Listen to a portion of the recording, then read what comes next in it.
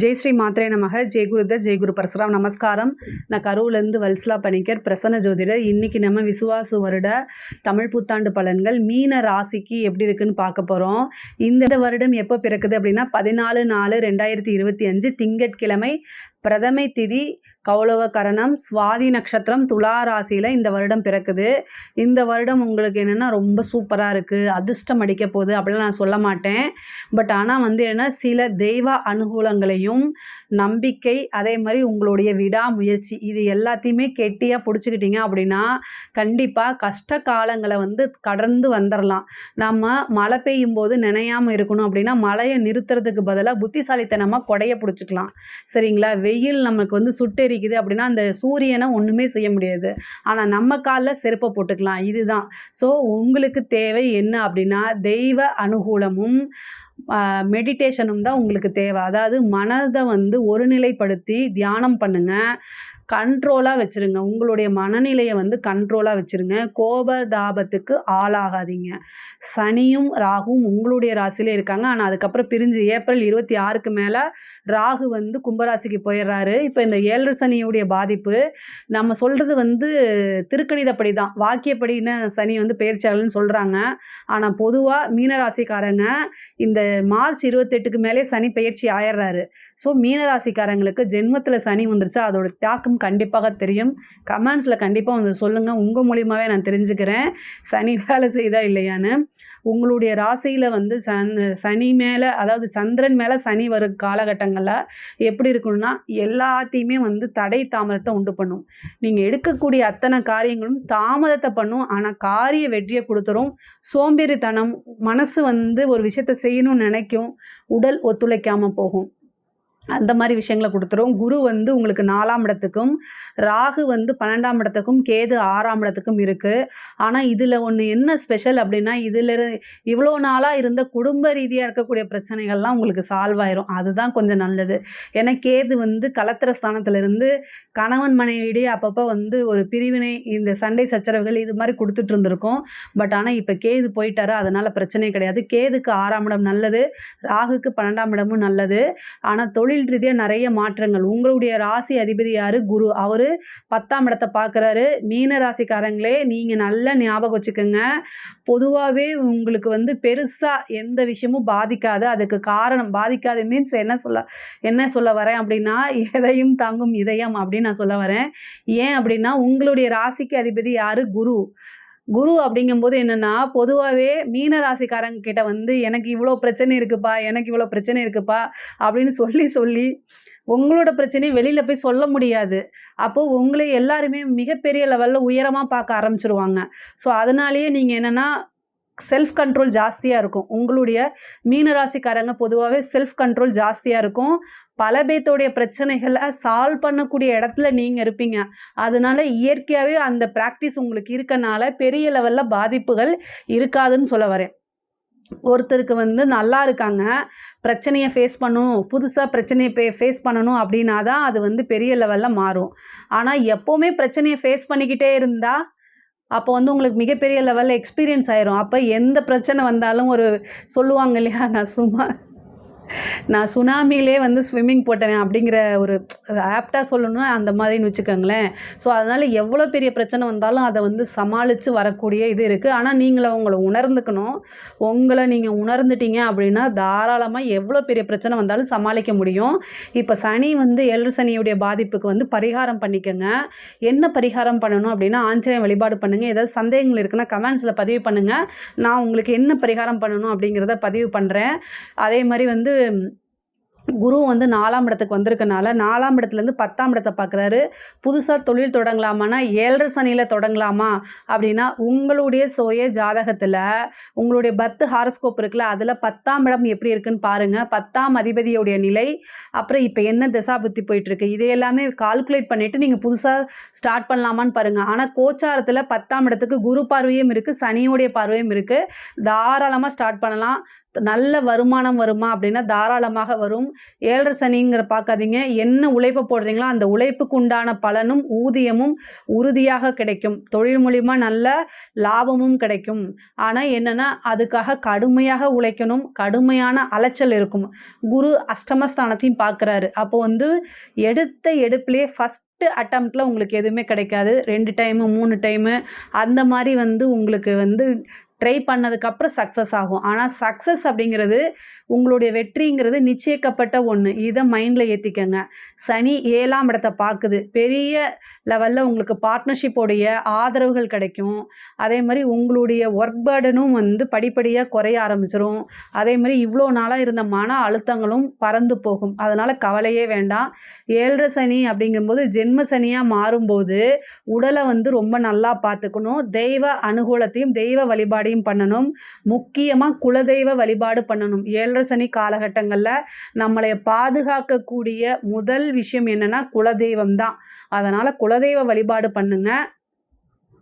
இந்த சனியும் ராகுவும் சேரக்கூடிய அந்த தருணங்கள்ல மட்டும் என்ன செய்யறது அப்படின்னு தெரியாத ஒரு இனம் புரியாத கவலை உங்களுக்கு இருந்தே தீரும். பட் ஆனா வந்து குருவோடைய அனுகூலம் உங்களுக்கு இருக்கனால நீங்க கவலைப்பட வேண்டாம்.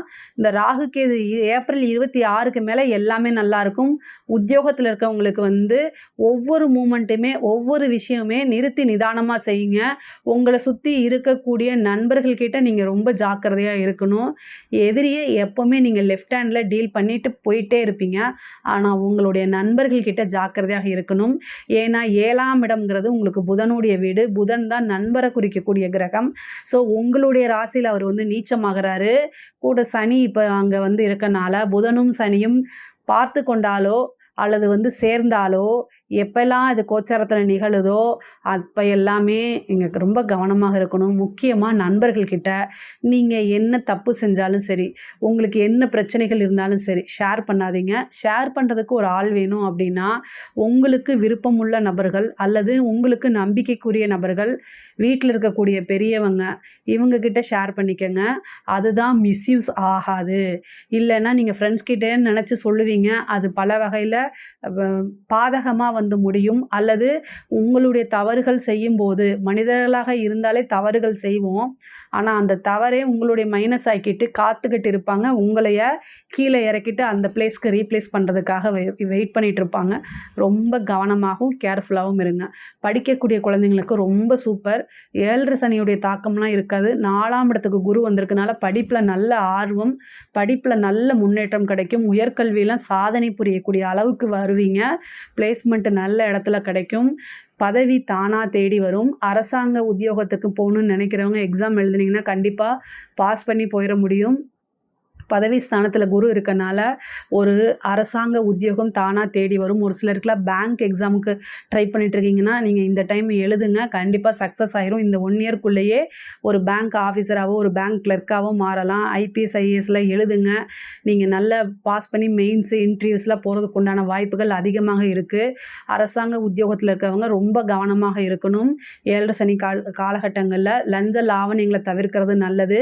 இல்லை அப்படின்னா மிகப்பெரிய லெவல்ல பிரச்சனை சந்திப்பீங்க. உயர் அதிகாரிகளுடைய அழுத்தங்கள் இருந்துச்சுன்னா யோசிக்காம லீவ் போட்டுட்டு போயிட்டே இருங்க. எக்காரணத்தை கொண்டும் அவங்களுக்காக நீங்க ஒரு விஷயத்த செய்ய போய் அதனால பனிஷ்மெண்ட் ஆயிரும். ரொம்ப ரொம்ப கவனமாக இருங்க. இல்லைன்னா உங்களே சிக்க வச்சுட்டு டாடா பை பைன்னு அவங்க போயிடுவாங்க. அதே மாதிரி கலைத்துறையில் இருக்கவங்களுக்குலாம் வந்து என்னென்னா இது ஒரு சூப்பரான வாய்ப்பு. ஜென்ம சனியாக இருக்குன்னு நினைக்காதீங்க. பொதுமக்கள் சனி சந்திரன் தான் பொதுமக்கள். இப்போ அந்த வாய்ப்பு உங்களுக்கு இருக்குது. பொதுமக்கள் கிட்ட நீங்கள் மிகப்பெரிய லெவலில் பிரபலியம் ஆயிடுவீங்க. அதனால் அந்த அமைப்பு இருக்கனால இப்போ யூஸ் பண்ணிக்கோங்க. பெரிய பாராட்டுகள் விருதுகள் எல்லாமே கிடைக்கும். ராகுவும் இருக்கனால மிகப்பெரிய லெவலில் நீங்கள் முன்னேறுவீங்க. பெரிய ஒரு இன்ஃப்ளூயன்சராக மாறுறதுக்கு உண்டான அமைப்பு இருக்குது. அரசியல் துறைக்கெல்லாம் இது ரொம்ப சக்ஸஸ்ங்க. இந்த மீன ராசியில் எந்த அரசியல்வாதியாக இருந்தாலும் அவங்களுக்கு சக்ஸஸ் தான். ஏன்னா ஜென்ம சனி அப்படி நீங்கள் நினைக்காதீங்க. உங்களுடைய ராசியில் எப்போல்லாம் சனி வருதோ பொதுமக்களுடைய சப்போர்ட்டு உங்கள் பக்கம் நிற்கும். ஆப்போசிட்டில் இருக்கவங்களுக்கு அது மைனஸாக மாறும். ஏன்னா உங்கள் பக்கம் நேர்மை இருந்துச்சுன்னா 100% இல்லை 200% நீங்கள் ஜெயிச்சிட முடியும். குருவும் வந்து உங்களுக்கு பதவி ஸ்தானத்தில் இருக்கனால ஒரு நல்ல பொசிஷனுக்கு வந்துட முடியும். ஒரு பதவி கிடைக்கும். அதே மாரி கட்சி சப்போர்ட் உங்களுக்கு இருக்கும். பொதுமக்களுடைய சப்போர்ட் கிடைக்கும். மீடியாவுடைய சப்போர்ட் கிடைக்கும். இந்த 7 சனியில நீங்க நேர்மையான ஆளா வந்து உங்களை வந்து வெளிப்படுத்திக்கணும், விளம்பரப்படுத்திக்கணும். அது தேவையான காலகட்டம். உங்களுக்கு வெற்றி வாய்ப்பு கிடைக்கணும் அப்படின்னா, உங்களுடைய ராசியில புதன் நீச்சமாகுறாரு. அப்போ உங்களுக்கு விளம்பரம் பத்தலேன்னு அர்த்தம். ஸோ அந்த விஷயங்கள செய்யுங்க. மீன ராசியில யாராவது அரசியல்வாதிகள் இருக்காருன்னா, கமெண்ட்ஸ்ல பதிவு பண்ணுங்க. நான் பரிகாரத்த உங்களுக்கு சொல்றேன். நீங்க சிறு சிறு பரிகாரங்கள் செஞ்சாலே மிகப்பெரிய லெவல்ல வெற்றி அடைச்சிரும் உங்களுக்கு. அதே மாரி கணவன் மனைவியிடையே இருக்கக்கூடிய பிரச்சனைகள்லாம் நீங்கி சுமூகமா மாறிரும். ஏன்னா கேது 6ஆம் இடத்துக்கு வந்திருக்கு. ஆனா சனியுடைய பார்வை இருக்கனால கொஞ்சம் கணவனோ மனைவியோ அட்ஜஸ்ட் பண்ணி போறது இன்னமுமே நல்லதுதான். ஒருவரை ஒருவர் அண்டர்ஸ்டாண்ட் பண்ணி போனீங்கனாலே மிகப்பெரிய லெவல்ல வெற்றியாவும் யோகமாவும் மாறும். வீடு வாங்கக்கூடிய அமைப்புகள் இருக்கு. வாகனங்கள் வாங்கக்கூடிய அமைப்புகள் இருக்கு. அதே மாரி வெளிநாடு போகக்கூடிய அமைப்புகள் 12ல வந்திருக்கக்கூடிய ராகு வந்து உத்தியோக ரீதியாவோ, தொழில் ரீதியாவோ, படிப்பு ரீதியாவோ வெளிநாடு, வெளிமாநிலம், வெளியூர் செல்லக்கூடிய அமைப்புகள ஏற்படுத்தி குடுக்கும். அதே மாரி 6ஆம் இடத்துல வந்திருக்கக்கூடிய கேது கோர்ட்டு கேஸு வழக்குகள்ல வெற்றி கிடைக்கிறதுக்கும், உங்களுக்கு ஃபேவரான விஷயங்கள் மாத்தி குடுக்கறதுக்காகவுமே இருக்கு. அதனால கேது வந்து உங்களுக்கு நன்மைய தான் செய்யும். கடன் ரீதியா இருக்கக்கூடிய பிரச்சனைகள் எல்லாமே மாறிரும். அதே மாரி இடம் வாங்கியிருக்கவங்க விக்க முடியாம தவிச்சிட்டு இருப்பீங்க இல்லையா? அவங்களுக்கெல்லாம் இது ஒரு சூப்பரான டைமு. உங்களுக்கு வந்து இடம் விக்கணும்னா, இந்த வருடத்துல நீங்க வித்து, அதுல இருக்கக்கூடிய பணத்த வேற எதுலயாவது நீங்க வந்து இன்வெஸ்ட் பண்றது, இந்த மாரி நல்ல காரியங்களுக்கு யூஸ் பண்ணிக்கலாம். 4ஆம் இடத்துல வந்திருக்கனால சொத்து சேர்க்கை, குரு வந்து 4ஆம் இடத்துல வந்திருக்கனால சொத்து சேர்க்கை இருக்கு. தாயாருடைய சொத்துக்கள்லாம் தானா வந்து சேரும். அந்த குரு வந்து உங்களுக்கு 10ஆம் இடத்த பார்க்குறாரு. அதனால வந்து நல்ல வெற்றி கிடைக்கும். தாயாருடைய தேக ஆரோக்கியத்துல கவனமா இருக்கிறது நல்லது. தாயாருக்கு மருத்துவ செலவும் இருக்கு. குரு 12ஆம் இடத்தையும் பார்க்கறனால தாயார் வழி மருத்துவ செலவுகள் இருக்கு. வண்டி வாகனங்கள்ல போகும்போது கவனமாகவும் ஜாக்கிரதையாகவும் போங்க. நைட் டைம் டிராவல அவாய்ட் பண்றது, இல்ல உங்களுடைய சந்திராஷ்டம காலங்கள்ல நைட் டைம் டிராவல அவாய்ட் பண்றது ரொம்ப ரொம்ப நல்லது. அதே மாரி 6ல வந்திருக்கக்கூடிய கேது வந்து சிறு சிறு மருத்துவ உடல் ரீதியா இருக்கக்கூடிய பிரச்சனைகள கொடுக்கும். அதுலேருந்தெல்லாம் நீங்க வந்து விடுபடணும்னா இம்மீடியட்டா டாக்டர பார்க்குறது நல்லது. இல்லன்னா 1000, 500லயே முடிக்கிறது லட்சக்கணக்கில செலவாகி போயிரும். அதனால அத பண்ணுங்க. கடன் ரீதியா இருக்கக்கூடிய பிரச்சனைகள் மாறணும் அப்படின்னா, செவ்வாய்க்கு பரிகாரம், அதாவது செவ்வாய்க்கு அதிபதியான முருகன வழிபாடு பண்ணுங்க. ஷடாக்ஷர எந்திரம் வச்சு வழிபாடு பண்ணுங்க. அது இன்னும் வாழ்க்கையில உங்கள உயர்த்தி கொண்டு போகும். மேலும் மேலும் வந்து வளர்ச்சி அடையறதுக்கு உறுதுணையா இருக்கும். தெய்வ அனுகூலத்த, அதாவது மீன ராசிக்காரங்க தெய்வ அனுகூலத்த தேடிக்கணும். அப்படி தெய்வ அனுகூலத்த தேடிட்டா அவங்களுக்கு மிகப்பெரிய லெவல்ல யோகம் கிடைக்கும். இந்த 7 சனியோ, இல்ல ஜென்ம ராகுவோ, இல்ல வந்து குருவோ வந்து உங்களுக்கு எந்தவித பிரச்சனையும் பண்ண மாட்டாங்க. படிப்பு, வேலை, உத்தியோகம் எல்லாமே நல்லா இருக்கு. அதே மாரி புத்திரஸ்தானம் அப்படின்னு பார்த்தா, இப்போ 5ஆம் இடத்துக்கு வந்து சனியோ, குருவோ எந்த பிரச்சனையும் இல்ல. அதனால 5ஆம் அதிபதியோட தசாபுத்தி போதா அப்படிங்கிறத பார்த்துக்குங்க. கலத்திரத்துக்குன்னு சனியுடைய பார்வை இருக்கு. சிறு சிறு தாமதம் அல்லது தடைக்கு அப்புறம் உங்களுக்கு திருமணம் யோகம் உண்டு. திருமண பிராப்தம் இருக்கு.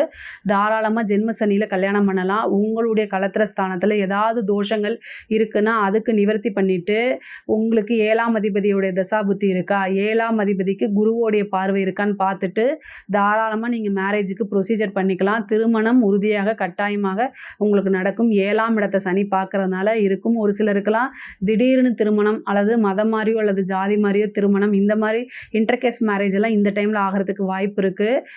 பொதுவாகவே வந்து மீன ராசிக்கு வந்து தெய்வ அனுகூலம் தேவை. அதனால தெய்வ வழிபாடு பண்ணுங்க. உங்களுடைய உபாசன தெய்வமோ அல்லது குருநாதர் வழிபாடோ பண்ணுங்க. பெரியவங்களுக்கு, அதாவது வந்து இந்த சனி வந்து ஜென்ம சனியா மாறும்போது மாசத்துல ஒரு தடவை ஒருத்தருக்கு சாப்பாடு வாங்கி கொடுங்க. நீங்க புரட்டாதி நட்சத்திரமா இருக்கலாம். அப்போ மாசத்துல புரட்டாதி நட்சத்திரம் என்னைக்கு வருதோ அன்னைக்கு, உத்திரட்டாதி நட்சத்திரம்னா மாசத்துல ஒரு நாள் உத்திரட்டாதி நட்சத்திரம் வரும்ல, அன்னைக்கு. நீங்க ரேவதி நட்சத்திரமா இருந்துச்சுன்னா மாசத்துல ஒரு நாள் ரேவதி நட்சத்திரம் வருது இல்லையா, அன்னைக்கு ஒருத்தருக்கு, வயதானவர்களுக்கு, உண்மையாலுமே பசி இருக்கிறவர்களுக்கு சாப்பாடை வாங்கி கொடுங்க. அவங்க என்ன கேட்குறாங்களோ அதை வாங்கி கொடுங்க. அந்த நபர் உங்களுக்கு தெரிந்த நபராகவோ அல்லது எந்த வகையிலுமே சொந்தக்காரங்களா இருக்கக்கூடாது. தெரியாத நபர்களுக்கு கொடுக்கறதுக்கு பேரு தான் தானம். ஸோ அதனால தெரியாத நபர்கள், அதே மாதிரி வந்து அவங்க என்ன கேட்குறாங்களோ உண்மையாலுமே அவங்களுக்கு பசி இருக்கணும். இட்லினா இட்லி வாங்கி குடுங்க. பிரியாணி கேட்டா கூட வாங்கி குடுத்துருங்க. ஒரே ஒரு நாள் மாசத்துல ஒருத்தருக்கு மட்டும் ஒரு பிரியாணி வாங்கி குடுங்க. போதுமானது. ஆனா அந்த சாப்பாட்ட அவங்க சாப்பிடணும். நீங்க வாங்கி குடுத்துட்டு அத கொண்டு போய் கடையில குடுத்து காச வாங்கி, அந்த காசுல தண்ணி போட்டு போக்கூடாது. அது இன்னும் தோஷமா போயிரும். அதுக்கு செய்யாமயே இருக்கலாம். ஸோ பசி எறிந்து உதவி அப்படின்னு சொல்றோம்ல. அதாவது என்ன தேவையோ அத நீங்க உதவி பண்ணுங்க. அது நல்லது. இந்த ஜென்ம சனியோடைய பாதிப்புகள் வந்து குறையணும்னா, வீட்ல இருக்கக்கூடிய பெரியவங்க கிட்ட பிளெஸ்ஸிங்க அவங்களுக்கு என்ன தேவையோ அத செய்யுங்க. அவங்க கூட நெறைய டைம் ஸ்பெண்ட் பண்ணுங்க. அவங்களுடைய ஆசீர்வாதங்கள வாங்கிக்கங்க. சனியோடைய பாதிப்பு பெரிய லெவல்ல இருக்காது. அது போக உங்களுக்கு குருவோடைய வீட்டுக்கு சனி வந்திருக்கனால, மிக கடுமையான பாதிப்புகள கண்டிப்பாக அவர் குடுக்கவே மாட்டாரு. சனிக்கெல்லாம் நெறைய பரிகாரம் இருக்கு. அத பண்ணலாம். கெட்டியா ஆஞ்சநேயர் வழிபாடு பண்ணிக்கங்க. கால பைரவர் வழிபாடு பண்ணிக்கங்க. இந்த 2 வழிபாடுமே மிகப்பெரிய லெவல்ல யோகத்த குடுத்துரும் உங்களுக்கு. சனியோடைய தீமைகளை குறைத்து நன்மைகளாக மாற்றிக் கொடுக்கும். நல்லெண்ணெய் முகம் பார்த்து, நல்ல எண்ணெயில முகம் பார்த்து அத தானமா குடுங்க.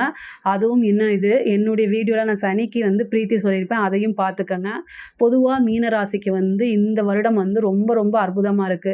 பொருளாதார ரீதியாவும் சரி, எல்லா உத்தியோக ரீதியாவும், தொழில் ரீதியாவும் ரொம்ப நல்லா இருக்கு. இந்த டைம கரெக்ட்டா யூஸ் பண்ணிட்டீங்கன்னா, மிகப்பெரிய லெவல்ல வெற்றி கிடைக்கும்.